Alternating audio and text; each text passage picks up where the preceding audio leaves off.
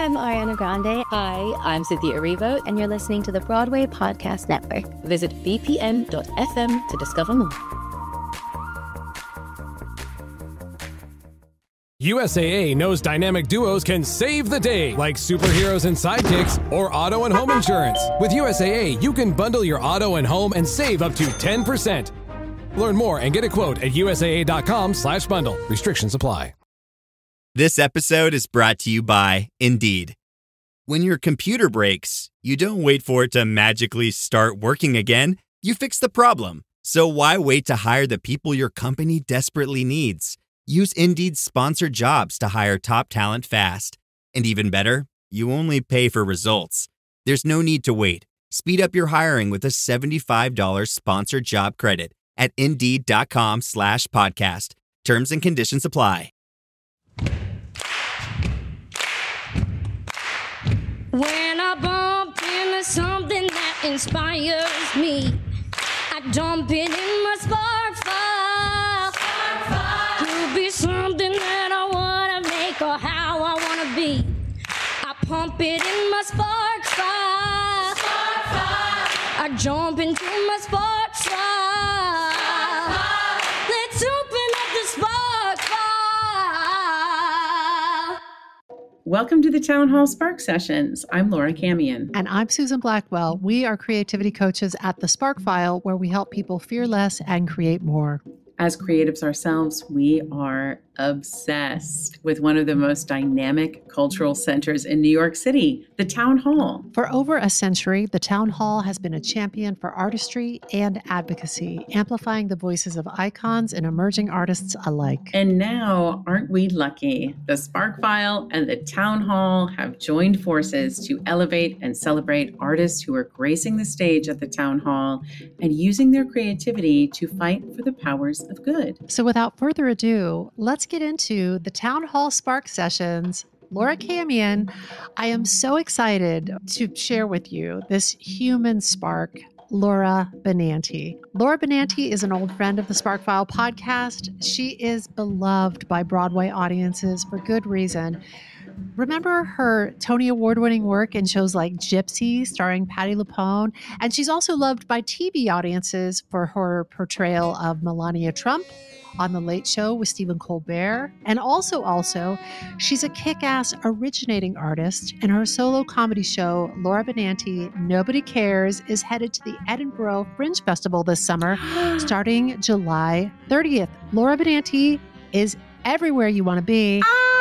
And today, she's on the Town Hall Spark Sessions. I'm just over here making a whole bunch of noises because I'm so excited. Laura Benanti is such a kick in the pants. She's so authentic and honest, besides being wildly talented. So I had the pleasure of speaking with her in advance of her upcoming turn at the Town Hall in John Cassavetes' Opening Night. That is the full title, John Cassavetes' Opening Night, which is the first stage musical with music, lyrics, and orchestrations by Rufus Wainwright. Oh my gosh, that's going to be an incredible show. That's going to be an incredible show at the Town Hall, and I cannot wait to share with you my conversation with Laura Benanti. Let's get into it. Welcome, Laura Benanti. Thank you so much for joining us on the Town Hall Spark Sessions podcast. We are so happy to have you because we love you. And I'm about to ask you a little handful of questions, but before I do, tell us, how do you identify creatively? I guess I say I'm an actor, even though I also find it humiliating to say out loud, because I think the inner critic in me is like, well, if you were a successful actor, they wouldn't have to ask you what you do for a living. You know, I have that piece of me. But yeah, I guess that's what I say. That's so interesting to me because I think of you as so much more than that, creatively speaking. But what do I say? What do I go like? I'm an actor / singer / creator. Like, I don't know what to say. I guess performer, I could say. You could say performer, but I would also put writer front and center. Maybe I'm going to say I'm a writer. Maybe that'll also make me feel better about myself. Get a pair of glasses, look real smart, say you're a writer. Yeah. I'm a writer and adopt a British accent. I hope so. Laura, tell us about what you're doing at Town Hall on September 15th with Rufus Wainwright. This is a very classy shenanigan that you're up to. First of all, I have been obsessed with Rufus Wainwright since I was like I don't know, 22. Same. I remember I had like a very bad boyfriend who, I don't know, maybe he was 21 and he was just like the worst, but he introduced me to Rufus Wainwright. So I'll take it. I love it. I Um, love the little takeaways when, Yeah. you have an experience and you're like, ugh, doing that show was awful. But you know who I got out of it? Yes. I got out of that relationship. I got Rufus Wainwright. That's a good Yeah. takeaway. But what was interesting is I was like, wow, you introduced me to him. And also Rufus Wainwright taught me how to break up with you through his music. He like illuminated everything I don't like about you. So you have yourself to blame. Thank you, Rufus. So when he like messaged me about doing a show with him, like at City Winery, I don't know, a couple of years ago, or time is what is time. And I was like, is this a joke? And then I sang with him, which was incredible. Oh my God. Yeah. And then he reached out to me to ask me to do this. And I am just thrilled. I can't believe it.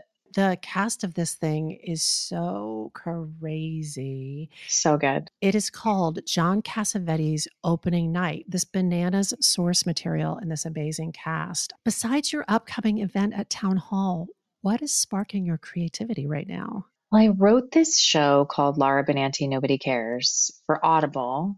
And I did it for like a weekend last year. Then they brought me back for like 18 performances, which they hadn't done before, which feels really exciting. And I am going to do it at Edinburgh Fringe Festival this summer in Scotland, which is a bucket list thing for me. I'm really excited about it. And I've written it. It was like 75 minutes before, and I've gotten it down to 64 minutes. Todd Almond and I co-wrote the songs on it, and he's been really, so helpful in terms of the structure of the show and like helping reflect back to me what I'm like really trying to say. And he's just a remarkable artist and person, and I love him so much. Love him. He's the best. I'm really excited about it. I feel really good about the place it's in right now. And then I'm doing it in London on September 2nd at 7 p.m. and 9 p.m. Amazing. Yeah, I'm really, really excited about it. And then it's a very high likelihood that we will film it. Amy Schumer and her producing partner, Dan Powell at Iron Point Productions, they are investigating filming it, and then try to sell it and get it out there. I mean, worst case scenario, I'm like, I'll put it out on YouTube. For me, it feels like I feel like I've done a bunch of different things that showcase different aspects of what I enjoy and or do well. Mm-hmm. I have felt fully seen on Broadway. Like I felt that way in Gypsy. I felt that way in My Fair Lady. I felt that way a little bit in She Loves Me. But not really ever in TV and film. Like maybe I did this film called Worth, maybe the Gilded Age a little bit, but I've never really felt like I've done the thing that makes people go, that's who she is. The full expression. And yeah. And I feel like this is truly the full expression of me. I get to sing songs that I wrote with Todd. I get to say words that I wrote telling my story of a lived life. And I get to be funny and I get to connect with an audience. And so I'm really excited about it. And I also feel this sense of hope of like, if decision makers get to see it, then maybe it will open up more for me in terms of the wholeness of my artistry. And maybe not. I love that. To all of this, I say yes. Laura Benanti, tell me something real about your creative process. I am not a person who can be like, I'm sitting down to write this now. Like I find that it sparks in me at random. A lot of times going for a walk. Yes. Like which I don't get to do a lot. I have 2 young children and a lot of responsibility in that area. But when I go for a walk, I really feel it. Sometimes, like right before I go to bed, I find where I'm in that space between consciousness and unconsciousness. Yep. In that sort of Jungian space, things will come to me. And then for this particular show, like my husband was really helpful in terms of like asking me questions. Oh, nice. And prompting me. It helped me a lot. Was he doing that consciously? Kind of, yeah. Because he and I would just like sort of joke around. And so a lot of the funny jokes that happened within the show were because he and I were like laughing and talking about stuff. The best. And then he was like, I had written this section for the show that was not good.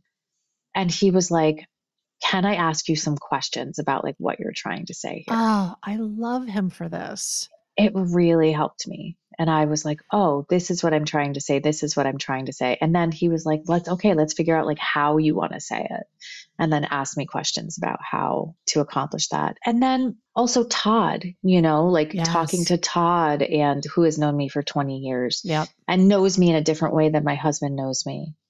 And so getting his perspective on the version of me that I'm putting out into the world, Yeah. So I think it's a long-winded way of saying there's like no real structure to it. It's just like when inspiration strikes, which is also hard because I wish I had more of a process of like, I'm going to wake up in the morning and I'm going to journal. But like my kids are like, journal me some breakfast. Yeah. Can I ask you, do you have a consistent practice of capturing those things when they do come to you? Are you like, that's a sweet, sweet gem, and you somehow get it into your phone or you get it down? Yeah. I voice note it.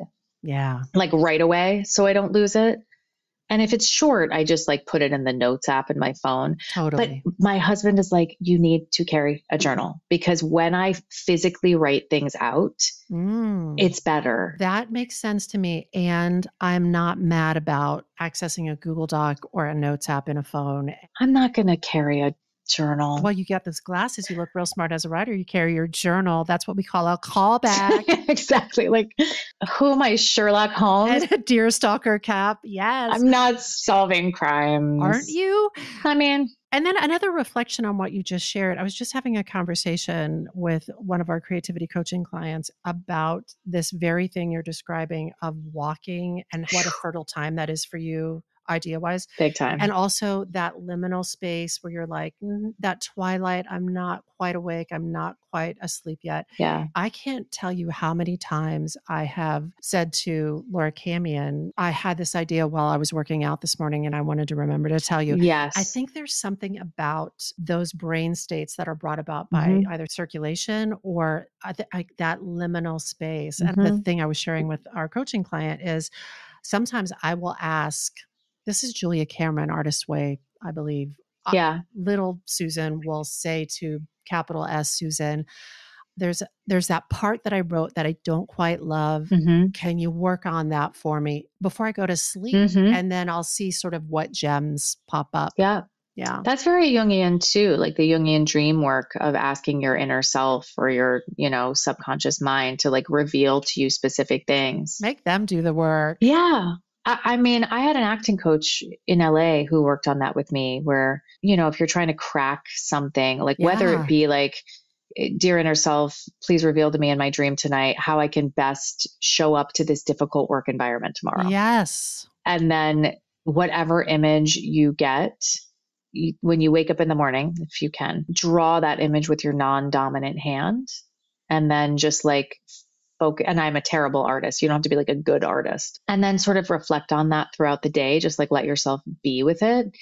And then allow yourself like creative free flow writing when you can throughout the day. And like, when I am able to focus on myself that much, I have found it to be incredibly helpful. And you can also ask like whatever character you're playing, like how to best align yourself with that of your character. And I do find all of that dreamscape stuff to be really cool. As a creative, how are you navigating this particular moment in time? I'm not great with what's happening in the world. Yeah. In particular, watching watching children be ripped from their parents, watching masked cowards pull women by the hair and throw them to the ground. The absolute, I think, evil cowards at the helm. Like, I'm not a huge J.K. Rowling person anymore, but I was super into Harry Potter, and it just feels like Voldemort. It feels like when you had to hide in a closet to work on your like white magic. Yes. That's what it feels like to me. And again, like my husband and I were talking about, how do we protect the space of our home and our own mental health whilst engaging actively in community? Because what I do not feel I can do is go like, I'm protecting my peace. Like, no, privileged white woman, you don't get to protect your peace to a certain extent so that you can then also be of service. Right. And so that I'm not a toxic waste in my home, creating sadness or fear in my children. So, Mary Mitchell Campbell and I and Lynn Pinto, back in 2018, when families were being separated, we produced this album called Singing You Home. It's a dual language children's album to benefit Raices, which is an organization in Texas. They're the oldest immigration services organization in Texas. And they're working now triple time all over the country, obviously on behalf of immigrants. So 100% of the proceeds go to them, which is astonishing. Every single artist on that album, musicians, and even the record label is like, take all the money, which is kind of unheard of. So amazing. That helped me in terms of feeling like being of service in some way, trying to be part of the solution within my own small community. But there is overwhelm. I think with social media, we're not meant to digest this much information from that many different people while getting 1,000 text messages and emails, and everyone expects an immediate response. Like, I feel like our fight or flight is already or I should speak for myself, my fight or flight is already so activated, even without the landscape that we find ourselves in. And I really am struggling to pull myself out from it. And I've tried to sort of do it with humor on Instagram, do it with humor through my Melania impression. Be as active as I just mentioned. And also like meditate and try to get myself into a space where I can raise children who feel loved and safe enough to also then be an active community member. It's a lot, but I have to say, for what it's worth, Laura Benanti, I feel like you really are a beautiful possibility for how to first make sure that you and your family have your oxygen masks on and you have a foundation to operate from, and then that you flow it into your humor and you flow it into that album. Your activism and your creativity sort of intertwine. I think we all can feel like we're not doing enough ever. Yes. And we're failing miserably. Yeah. But from the outside, you've got some things figured out. Thank you. I just also feel so mad. Yeah. And I don't like feeling this angry. Yeah. Chronically yeah. angry. Yeah. This is why I love Town Hall, frankly, is because it's in their history, started by suffragists and people who are really contributing to this conversation. Yeah. And so when you're on that stage at Town Hall, I want you to know you're in such good company. Yeah. The artists that have come before you. Yeah. Final question. You work so hard and you're so committed to your creativity. What's it all for? Phew. It keeps me alive. Yeah. When I'm in it, when I am activated in it, when I am allowing myself to be in the center of it, it is the lens through which I am able to see the world. And when I look through that lens, I am kinder and I have more empathy and I have more connection to people I'm angry at. And I feel even more connected to people I'm aligned with. But I am like in this midlife crisis place of like, why are we here? It can only be love. It can only be love, right? Like that can be the only reason. Yeah. Which is why I'm in such a state at my inability to access my love as much as I want to. Laura Benanti, I love you so much. I love you so I'm much. so thankful to you for doing this. Now, please go do something fun and enjoy this summer day. Thank you so much to our guest, Laura Benanti, for joining us for the Town Hall Spark Sessions. And thanks to the team at the Town Hall who make all of this shenanigan possible. The Town Hall and this episode of the Town Hall Spark Sessions were made on the lands of the Lenape people. If you would like to learn more about the SparkFile Creativity Coaching and how we can support you as you clarify and accomplish your creative goals, you can visit thesparkfile.com and you can follow us on socials at The Sparkfile. To learn more about the Town Hall and their exciting upcoming events, go to thetownhall.org, follow them at Town Hall NYC, and visit them at 123 West 43rd Street in the heart of New York City. It's all happening at the Town Hall. And if something you heard inspired you to use your creativity for the powers of good, we're writing you a forever permission slip to make that thing that's been knocking at your door. It's your turn to take that spark and fan it into a flame. Let's wrap it up with the Town Hall Ensemble. Take it away.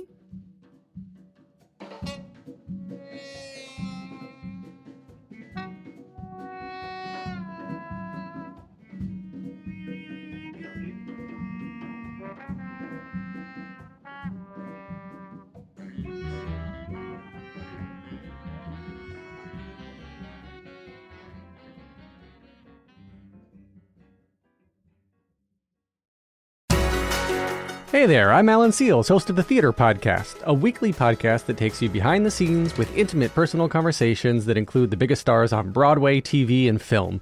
My podcast has over 350 episodes with guests including Stephanie J. Block, Carrie Butler, James Monroe Iglehart, Andrew Barth Feldman, Alex Brightman, Patti LuPone, Ramin Karimloo, Brian Stokes Mitchell, and even TV stars like Isaac Mizrahi, Ariana Madix, Michael Urie, Eddie Izzard, and literally so many more. My guests have spilled secrets, told coming out stories, discussed their fears and successes, and even had huge epiphanies live in the episodes, so you're bound to hear some things from my guests that you've never heard anywhere else. I've also got many deep dive takeovers on the podcast, which are consecutive episodes dedicated to cast and creatives from a single show, like The Outsiders, Back to the Future, and Juliet, Wicked, Beetlejuice, Hadestown, Frozen, 6. I could go on.